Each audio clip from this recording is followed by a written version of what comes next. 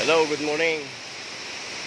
Dito po ako sa aming course sa dito Baguio sa barangay Laurel. At natin po nagkabili po picture na isang naliligo ho na senior citizen natin yata ito. Hindi pa raw.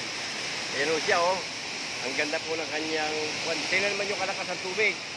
Ayan ho. Oh. Ayan siya. Basang-basa na. Ang lakas ng tubig. Ang ganda niya, ano, ayan yan, kita ko niya, ang ganda sa may bangin doon, pero pina-challenge ako na kaya-kaya para ho niya. Ito lang siya. Ayan siya, op. Ayan siya.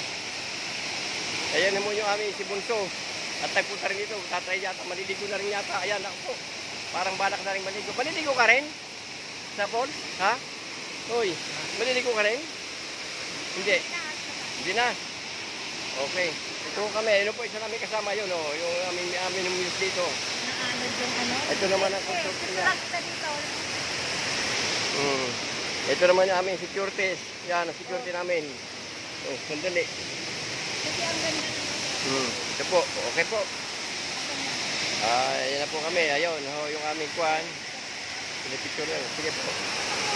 Dali po, yan.